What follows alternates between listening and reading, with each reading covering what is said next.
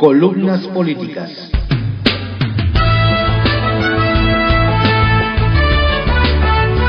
Continuamos con la audiosíntesis informativa de Adrián Ojeda Román, correspondiente al martes 12 de diciembre de 2023.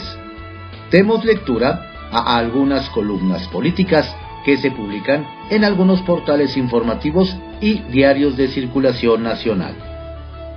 Arsenal, por Francisco Garfias, que se publica en el periódico Excelsior. AMLO y la 5T de Xóchitl. Al presidente López Obrador le estorban los contrapesos y la rendición de cuentas.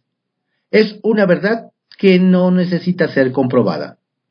En el último año de su gobierno vemos cómo quiere desmontar todo ese aparato integrado por organismos autónomos que asegura fue creado paralelo al gobierno para tener el control de todas las decisiones del poder público.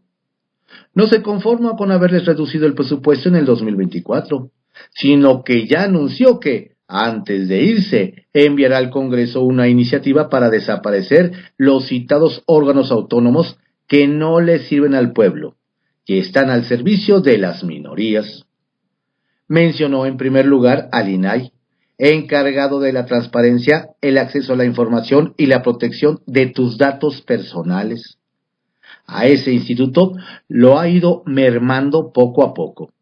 Ya solo tiene 4 de los 7 comisionados que integran su pleno.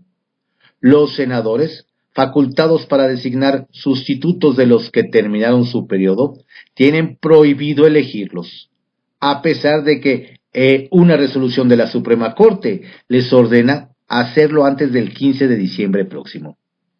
El INAI está incompleto desde abril de 2022. La CRE, que regula el mercado en materia energética, electricidad e hidrocarburos, también está en su lista de órganos que quiere eliminar. A esa lista se agrega el Instituto Federal de Telecomunicaciones, que vigila el uso y explotación del espectro radioeléctrico, las redes y la prestación de los servicios de telecomunicaciones y la radiodifusión en México. Y la COFESE, órgano encargado de garantizar las condiciones de libre competencia en los mercados. No hay duda de que AMLO siempre ha querido manos libres para manejar a su antojo todas esas áreas. La bronca es que Morena y Rémoras no tienen mayoría calificada, 2/3 de los votos en el Congreso, para reformar la Constitución. ¿Será que hoy cuentan con los legisladores de Movimiento Ciudadano y algunos de otros partidos para liquidar los citados órganos autónomos? Le preguntamos al senador Damián Cepeda, cuyo conocimiento de los temas nacionales está fuera de duda, sobre el anuncio de AMLO. Bajo ningún motivo le vamos a dar los votos para poder acabar con los órganos autónomos en este país. Estos fueron creados bajo la lógica de que había funciones que eran de Estado y no de gobierno. Los temas son tan importantes que requieren despolitizarse, porque en muchos de esos casos regulaban o tenían competencia sobre el propio gobierno. En el INAI, por ejemplo, la mayor parte de las solicitudes de información son hacia el propio gobierno. Los ciudadanos quieren saber cómo el gobierno utiliza el dinero público. Si la decisión de cómo se gasta depende de ellos, no tendrías tú un lugar objetivo donde buscar. Tu derecho a la información quedaría desprotegido. Por eso hace todo el sentido del mundo que el INAI tenga autonomía, explicó. Dijo más. En telecomunicaciones también se consideró siendo una materia con tanto interés económico particular. Lo adecuado es tener una instancia que tenga un régimen de independencia. Lo que quiere el presidente es él mismo regularse y tomar decisiones, puntualizó. La diputada María Elena Pérez Jaén, alguna vez comisionada de lo que hoy es el INAI, sintetizó la idea de desaparecer los órganos autónomos en 2 palabras. Es estúpido. Xóchitl Gálvez se comprometió ayer a no decirle al presidente Cállate, chachalaca, porque le parece una falta de respeto. A diferencia de usted, subraya la precandidata presidencial de oposición en un video, yo sí respeto las leyes, las instituciones y la investidura presidencial. Lo que sí enumeró es lo que debe hacer. La 5T. Tome la Constitución en serio como la ley suprema que prometió cumplir. 2. Trate al Tribunal Electoral como un organismo del Poder Judicial y respete la división de poderes. 3. Tolere la voluntad de los ciudadanos que piensan distinto a usted. 4. Tranquilice sus ansias de meterse en las campañas. 5. Trabaje de presidente y no de jefe de campaña de su precandidata. Suena bien, ¿no? La muerte de la mamá del Chapo Guzmán mereció ayer un sentido comentario de López Obrador en la mañanera. Cualquier ser humano que pierde la vida merece respeto y también consideración a su familia, a todos los que pasan por ese trance. Nada humano me es ajeno, y no hay que odiar, aseguró. Lo dice el hombre que todos los días atiza el odio entre clases, el hombre que ha hecho de la opacidad la zona más truculenta de la 4T. Ese respeto y consideración hacia los familiares de la mamá del Chapo no la tuvo el mandatario con los 6 jóvenes estudiantes recientemente asesinados en Celaya, Guanajuato. Peor, los acusó de estar metidos en droga, lo cual ya quedó plenamente desmentido. En privado, por Joaquín López Dóriga, que se publica en el periódico Milenio. Un golpe de autoritarismo. El presidente López Obrador siempre ha sido enemigo de los organismos autónomos que vigilan su gestión y decisiones. Por eso, a lo largo de sus 5 años de gobierno, ha endurecido sus ataques al punto de anunciar ayer una reforma a la administración pública para desaparecerlos este año. Se deben desmontar instituciones paralelas al gobierno que son muy onerosas. Tenemos que hacer una reforma administrativa y desaparecer a todos esos organismos supuestamente autónomos porque no le sirven al pueblo. Están al servicio de las minorías. Y con esta sentencia de muerte, subió a cada lazo, en primer lugar, al INAI, a las comisiones reguladoras de energía, Nacional de Hidrocarburos y Federal de Competencia, al Consejo de la Judicatura Federal y la Suprema Corte, el Instituto Federal de Telecomunicaciones, la Auditoría Superior, el Coneval, entre otros. Todos han sufrido puntuales recortes presupuestales en su estrategia de asfixiarlos financieramente. Y es que al presidente le molesta todo esquema que vigile, revise, analice, critique, visibilice o peor, sancione sus decisiones de gobierno a partir de una de sus mayores promesas incumplidas. Que no habría contratos de asignación directa, que en su gestión superan a los concursales. Pero a pesar de esta amenaza, no puede. Esos organismos tienen una base constitucional y él carece de la mayoría absoluta en el Congreso para desaparecerlos. Lo que no sé es para qué amenaza, ni qué opine Claudia Sheinbaum, si está de acuerdo o no con esa decisión de gobierno absolutista, lo que no conoceremos hasta después del día 1 de octubre, o el tiempo que requiera para separarse o no de su antecesor. Ya definirá algún día, o tampoco. Retales. 1. Pésame. Lo que ha regateado para los más de 174,000 asesinados en su gobierno y sus deudos, López Obrador se lo concedió a la familia de El Chapo Guzmán. A la muerte de su madre dijo: respeto a la familia. Cualquier ser humano que pierde la vida merece respeto y consideración a sus familiares. Lo que ha negado, insisto, a los miles de asesinados en su gestión. 2. Caos. El desastre del Tribunal Electoral del Poder Judicial abrió anoche otro capítulo. A pesar de haberme dicho que no renunciaría, Reyes Rodríguez Mondragón dijo anoche que sí. Lo asumirá Mónica Soto. Esta semana se reunió con el diputado de Morena Sergio Luna. Otro regalo al Palacio Presidencial. Este Tribunal Constitucional es el que declara la legalidad de las elecciones y la del presidente electa. Hoy está incompleto. Y 3. Informe. Este viernes rinde su primer informe como presidenta de la Corte, Norma Lucía Piña Hernández. De acuerdo al protocolo, ya invitó al presidente, al que no veo sentado en el salón de plenos ese día, pues rompió su comunicación con ese poder. A ver si envía representante.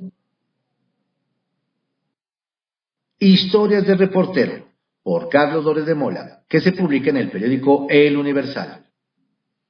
Frase por frase, cómo AMLO tropieza con su hijo Andy. Un reportaje de Lórez de Mola. ¿Eso para qué se va a aclarar? 69 minutos después de decir esto, el presidente López Obrador hablaba en la mañanera del viernes sobre el reportaje El Clan, presentado en Latinus, en el que se exhibe con documentos y grabaciones de conversaciones telefónicas que Amílcar Olán, íntimo amigo de su hijo Andrés Andy López Beltrán, recibió un contrato de 300 millones de pesos del gobierno morenista de Quintana Roo. Que mi hijo Andrés tiene un amigo y ese amigo recibió contratos en Quintana Roo. ¡Y qué barbaridad! Pues yo soy amigo de muchísima gente que reciben contratos. ¿Y yo qué tengo que ver? La empresa se fundó ese sexenio. En 2021 tuvo ingresos por 73 millones, en 2022 por 304 millones y en 2023 va por 500 millones. Tan solo en un gobierno estatal de Morena. El contrato lo resolvieron en unas cuantas horas y tuvo vigencia de 4 días. 300 millones por 4 días de venta de medicinas y material de curación. Pero en la dirección de la empresa hay una tienda de pisos y azulejos. ¿Está boletinada la empresa? Sí, pero entonces, ¿qué tiene que ver mi hijo? Como acepta el presidente, la empresa del íntimo amigo de su hijo resultó beneficiada, a pesar de que Cofepris la tenía boletinada en su lista de distribuidores irregulares. Si demostraran de que él es socio de la empresa, que hay un escrito en donde él le pide al gobierno de Quintana Roo que le den el contrato, él recomienda. Como si en México la corrupción se dejara por escrito. Diría el clásico, si no se le acusa de tonto, se le acusa de corrupto. Ni amiguismo, ni influyentismo, ni nepotismo ni corrupción. Lo que revela el clan es justo eso, amiguismo, influyentismo, nepotismo y corrupción. ¿A poco un empresario cualquiera se atreve a mangonear a un secretario de finanzas o a una gobernadora como lo hace Amílcar Olán en las grabaciones presentadas? Lo hace porque se sabe influyente, se sabe poderoso y se sabe impune. Dice tener 40 horas de grabación, presidente, le preguntaron. Pues que las dé a conocer todas, contestó. Descuide, como se anunció, el del miércoles es solo el primer capítulo del serial de reportajes, El Clan, en los que se radiografía cómo funciona la corrupción en el gobierno de López Obrador, organizada por sus hijos y canalizada a través de sus mejores amigos. Mi hijo Andrés no es como Loret de Mola. Tiene razón el presidente. Sus hijos son traficantes de influencias que viven como millonarios sin trabajar. Yo he trabajado más de 20 años de cara al público. Yo nunca he ayudado a mis amigos a conseguir contratos. Yo no soy coyote del gobierno de mi papá. Yo no vivo en casas de contratistas del gobierno de mi papá, ni recibo sobres amarillos como dinero en efectivo. ¿De dónde sacan sus hijos para los camionetones que traen? Para las vacaciones esquiando en Aspen. ¿Quién paga los boletos de avión en primera clase? La ropa de diseñador, las cuentas de los restaurantes. El presidente me insulta y calumnia porque no puede desmentir un renglón del reportaje. Nunca dice que las grabaciones no son reales, que los documentos son falsos, que el contrato no existe. Nunca dice que el beneficiario no es amigo íntimo de su hijo. Y como no puedes desmentir, trata de intimidar para callarnos. Aquí se topa con pared.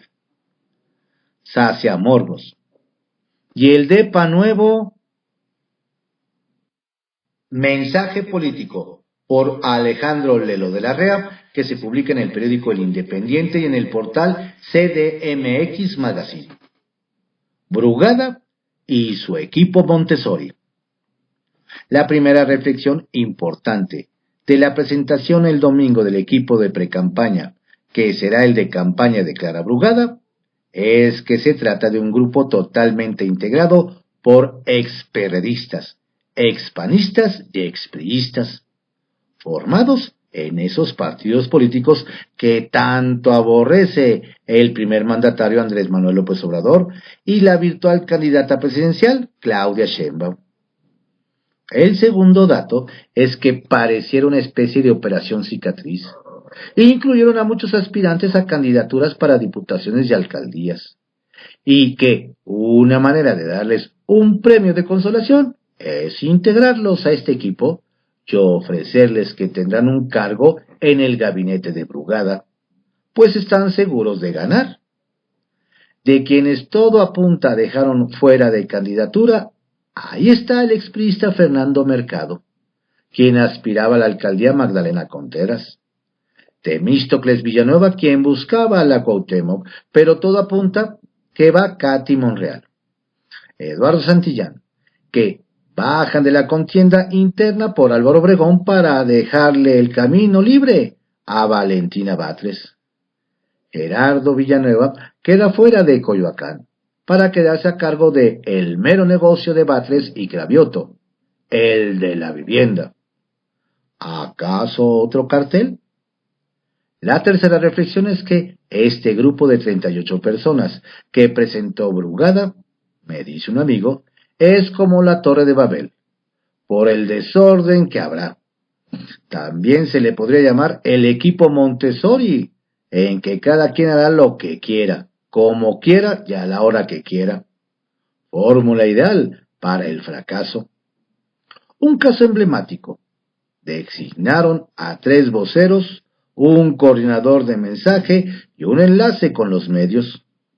Y muchos enlaces con muchos sectores de la sociedad que sin duda van a chocar entre sí. Lo que sacará chispas. El cuarto dato, y quizá el más relevante, es que, salvo excepciones, el equipo es de chocolate. El que no participa en serio como los juegos de niños, pues el verdadero lo van a coordinar el presidente Andrés Manuel López Obrador y el jefe de gobierno Martí Batres a través de Alejandro Encinas, de quien Brugada dijo que va a encabezar el Consejo Asesor Programático para la Ciudad, una estructura paralela. Es decir, todo apunta a que Encinas estará al mando del cuarto de guerra, en el que sin duda intervendrán personajes como el vocero presidencial Jesús Ramírez, Salvador Guerrero Ciprés, presidente del Consejo Ciudadano de Seguridad y Justicia, Jimena Guzmán, brazo derecho de Brugada. Los 3 voceros no lo parecen.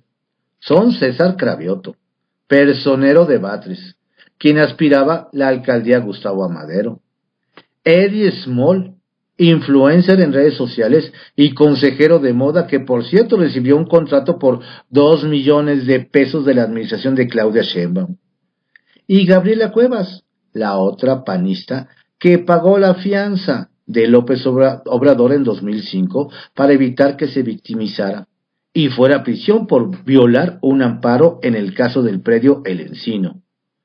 Luego el coordinador de mensaje, José Buendía, quien se hace llamar cazador de utopías, participó en la campaña presidencial de Gilberto Rincón Gallardo en el 2000, cuyo papel fue servirle de esquirol al PRI, perdedor de Francisco Labastida.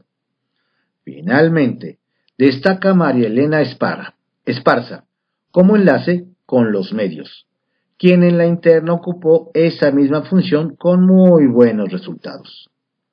Al presentar a este grupo de trabajo, no pudo faltar una utopía de Brugada, que con ese equipo no solo ganará la jefatura de gobierno, también la mayoría calificada en el Congreso de la Ciudad de México, conservará las 7 alcaldías que gobierna y recuperará las 9 que hoy gobierna la oposición. Lo veremos.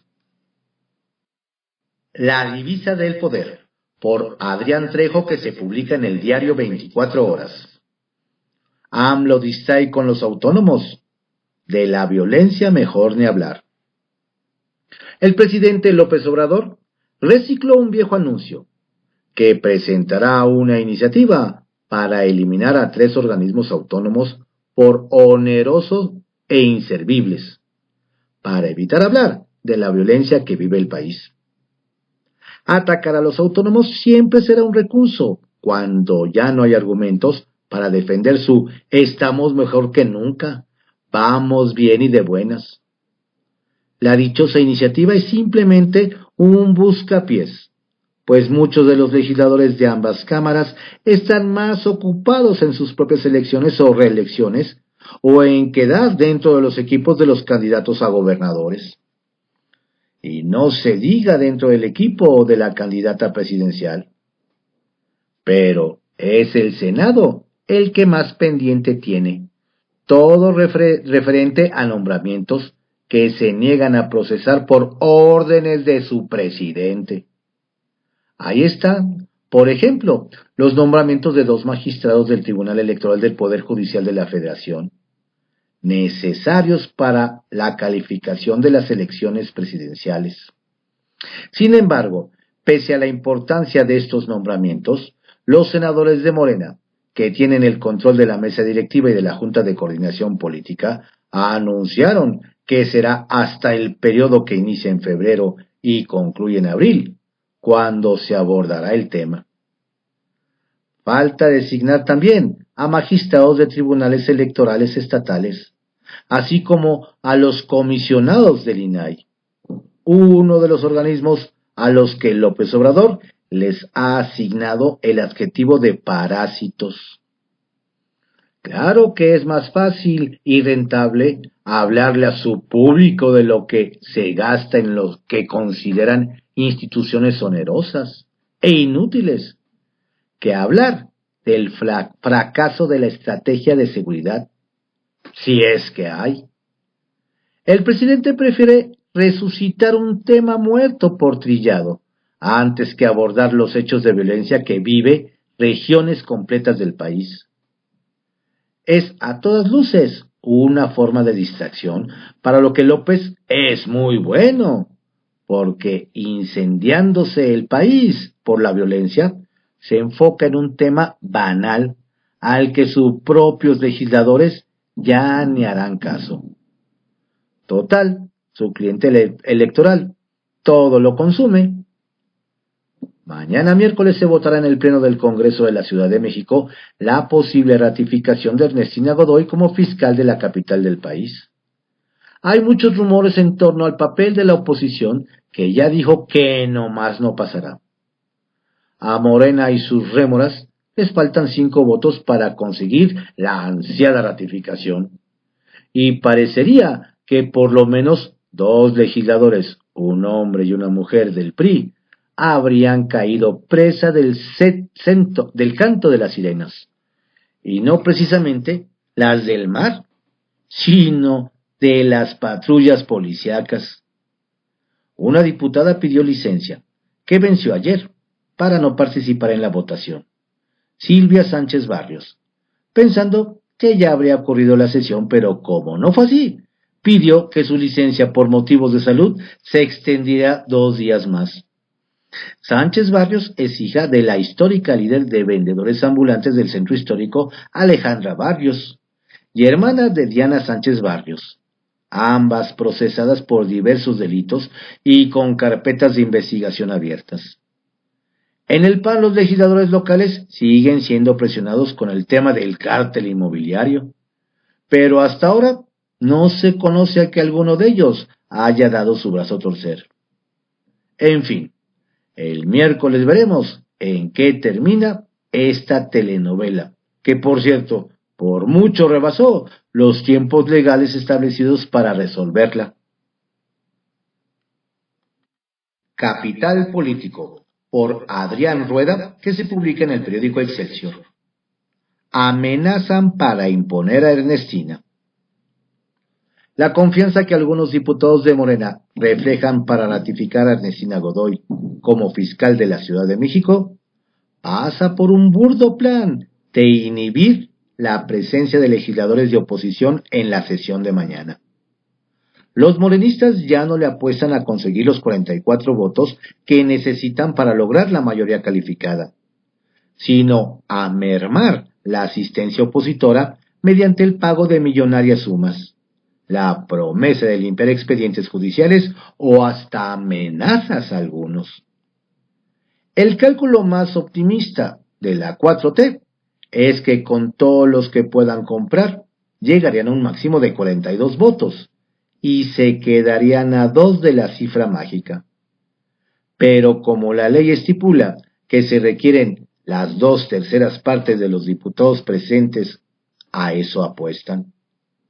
Para que les puedan dar las cuentas necesitan la ausencia de al menos 4 legisladores del PRI, del PAN, del PRD o de Movimiento Ciudadano, y que no falte ninguno de Morena, Verde Ecologista, Partido del Trabajo, o de las asociaciones parlamentarias que les son afines.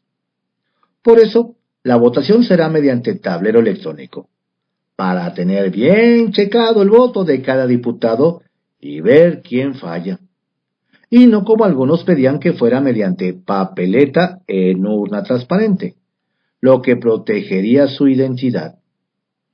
Se analizó ese sistema de votación para dar oportunidad a que diputados de oposición votaran a favor de Ernestina, sin ser sancionados por su partido o los ciudadanos. Pero eso también abría la puerta a las traiciones al interior de la 4T.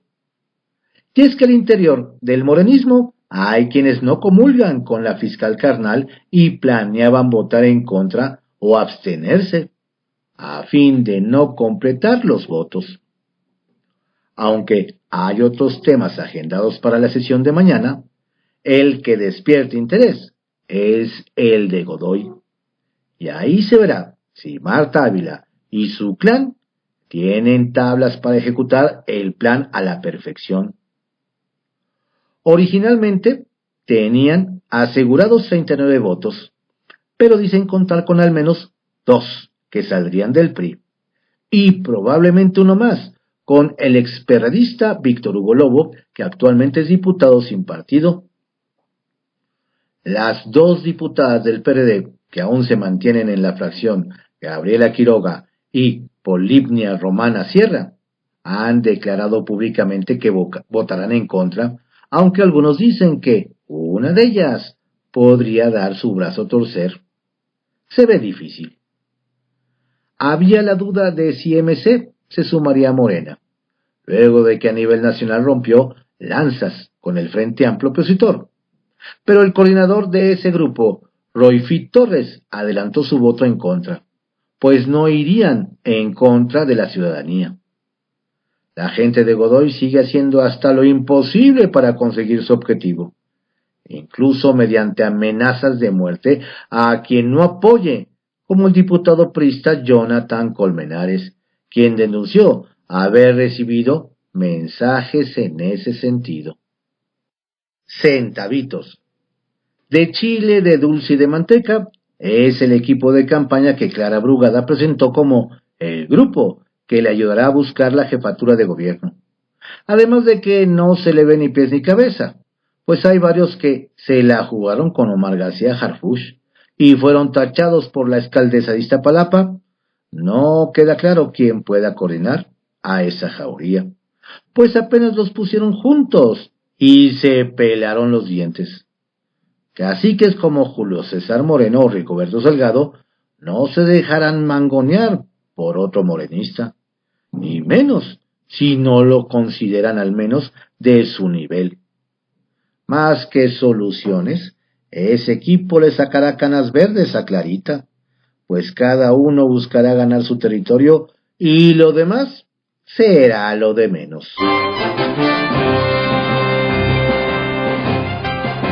Estas fueron algunas columnas políticas que se publican en algunos diarios de circulación nacional y portales informativos en la audiosíntesis informativa de Adrián Ojeda Román, correspondiente al martes 12 de diciembre de 2023. Tenga usted un excelente día. Cuídese mucho. Lo invito a que visite nuestro sitio en www.cconoticias.info y se mantenga informado. Saludos cordiales de su servidor, Adrián Ojeda Castilla.